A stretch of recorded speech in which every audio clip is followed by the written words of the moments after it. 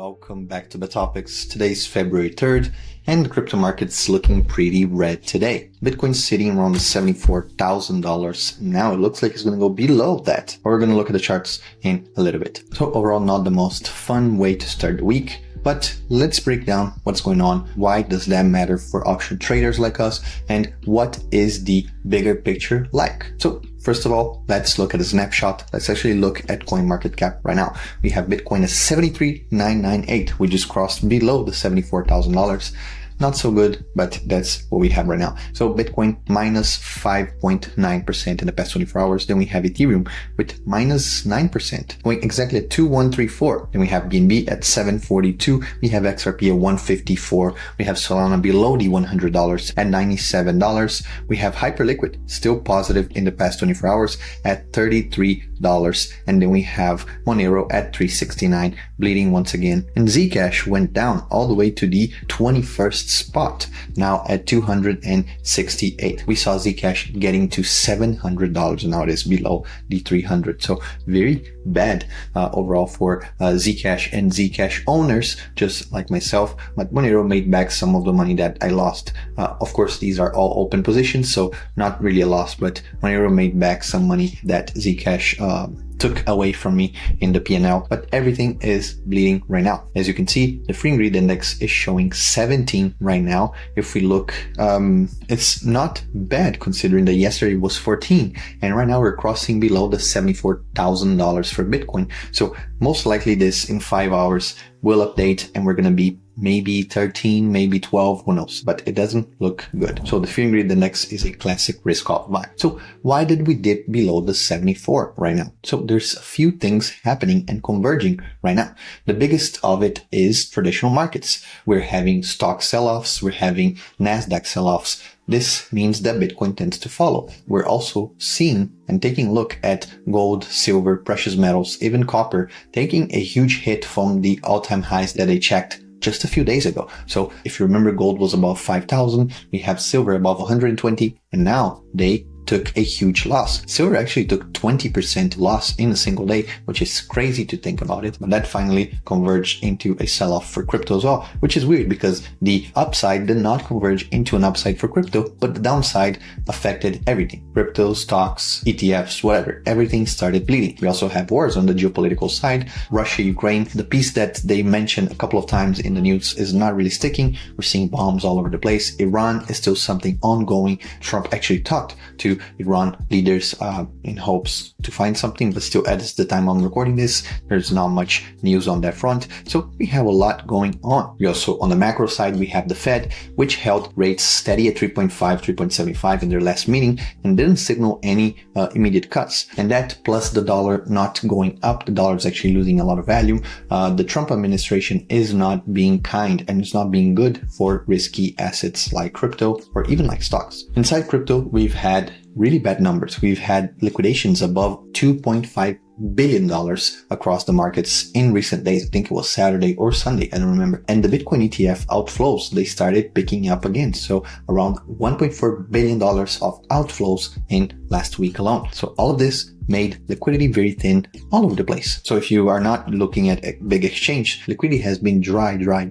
A weak buying demand is amplifying every move down. There's a lot of people saying that they cannot get filled because no one's trying to be the other part of people trying to buy, because everyone is just trying to sell because they think the market's going to go down more and more. For us option traders, this is a good spot, especially if you're holding stablecoins and selling options that are cash settled, like with Bitopics. When you hold USDT or USDC, and you trade Bitcoin options that are settled in USDC or USDT, meaning that you get the volatility from the asset, Bitcoin, Ethereum, Solana, even gold, but you don't get the downside when it is in a bear market. So of course, on the upside, it might not make sense for you because you want to hold that Bitcoin, but on the bear market, you can trade that huge volatility without liquidations, but keeping your profits in stablecoins. So while everything is going down, you're profiting from it and converting back to dollars, which are strong and stable. Volatility has been spiking again, which means that the higher premiums and more opportunities in both sides are going to be available. And not only for Bitcoin, you see Ethereum going up, you see Solana going up in volatility, not in price.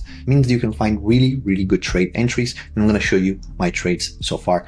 January, I closed above 5% in profits here for my Bitopics account. So that's very, very good. Considering that the copy trading did not do as good as I did, that is a very good month for me. Remember, December we closed at 17%, having a 5.5%, just returning from a couple of weeks of not even trading anything. For me, that is a huge, huge win. So remember, you want to sell volatility, so please be careful that you're actually selling on top of a volatility spike, not at a bottom or not during a volatility spike, because you don't want to be holding a position for a long time seeing a red number. I personally don't like it, and I think no one likes it. So if you're selling volatility like I do, I don't do aggressive trades, but I do aggressive volatility selling. So make sure to take a look at it. Take a look at these positions. So now let's take a look at the charts a little bit, and then we're going to go into the topics. So by looking right here, we can see that there's a huge sell-off on the 4 hours charts. See, huge sell-off of a 5% candle right here, breaking below the Bollinger Band on Solana. It's the same thing for Ethereum and the same thing for Bitcoin. So if you go to the 4 hour charts, look at this, huge, huge. And for Ethereum, we're actually testing a strong support. Hopefully we hold this, which is the 2100 for Ethereum. And for Bitcoin, we already broke below, and now we're coasting above the 74,000, but we broke below that already in this candle. We're just hovering above the 74K right now. But as you can see, downtrend. We are in a clear downtrend. We're doing lower highs and lower lows. You can see this little stairway motion. So this only means that we're going to bounce more and keep going down more. I don't know where we can stop, because if we look right here in the daily, we don't have anywhere to go. Most likely, if we break the 73, we're going to go down all the way to the 67,000 is a strong number, because it was an all-time high a few years ago in the last cycle. So if we are able to hold that, then yes. But I've seen numbers being thrown around of $50,000. Again, we even mentioned that on Twitter on someone else's comment.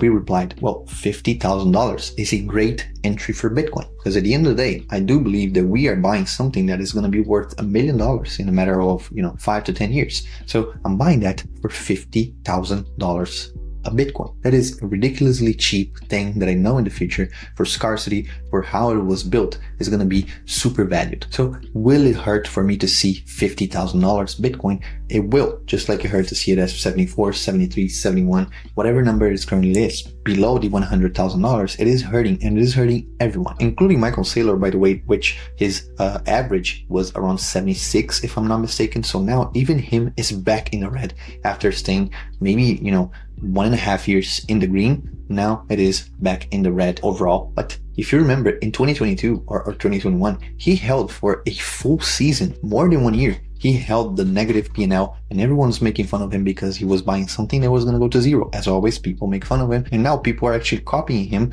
and he's actually buying more and more as the price goes down, because it's going to lower his average entry. So I do believe that this is what we can expect right here. Again, I will be ready to deploy some capital if Bitcoin goes actually below the 70K. I think below the 70K, every price is gained. 69. $60,000, $50,000. All of these are huge entries for me, because I think that eventually that will become a number that we are no longer going to see ever again. Just like we thought we would never see it again at $19,000. And then I think 2 or 3 years ago, it touched all the way back to $19,000, and then went back to $55,000, 60. And then we started a bull run. Maybe this is what's going to be happening right now, since we're 40% down, more or less. Yeah, we're 42% down from the all-time highs of around $126,000. Same thing for Ethereum, but Ethereum, I don't see it recovering that fast. You see, even Vitalik has sold a lot of his Ethereum positions.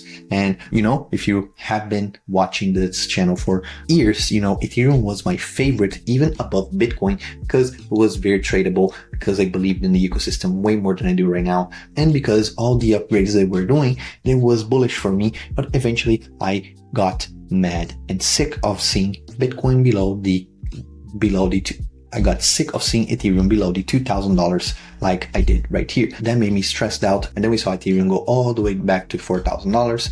Then I said, I'm going to be bullish again. And then I thought to myself, no, I'm not going to be bullish. I'm going to hold on into being super bullish on Ethereum, and that paid off. I moved all my money into Solana, and Solana was way more profitable. Then I cashed most of it out, and now I'm just holding mostly stables and trading these stables with Bitopics, for example, which are still options, but they are USDC settled. So you're just holding stable coins and trading with underlying assets like Bitcoin, Ethereum, and Solana. So this is my strategy for Solana. Still same thing as Ethereum. They kind of move in a similar way. You can see very similar pattern. So if Ethereum is still going down, Solana will be going down, and all the other altcoins are going to be destroyed, nuked. 80%, minus 80%, minus 70%, minus 60%. These are numbers that this cycle, this year, we're going to be seeing way more than we wanted to. Before we end the video, let me just show you my trades. You can see here in the ZUSDT strategies, we don't have any trades right now. But if we go to, I think it was Solana that I traded, you can see that in January, I did 1, 2, 3 trades, and we did $240, $347, $161. So a very good chunk of money right here.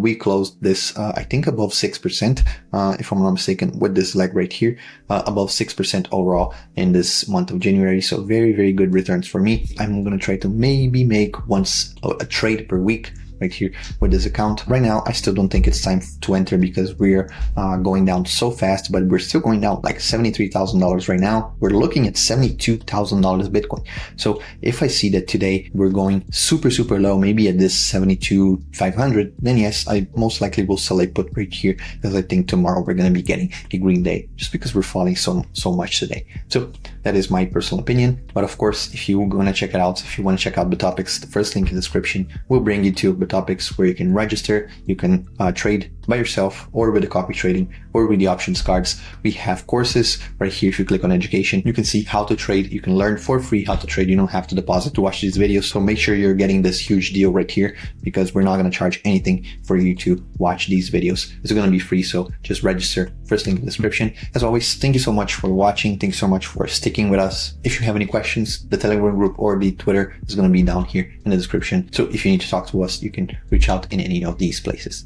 Thank you very much. I'll see you soon. Take care.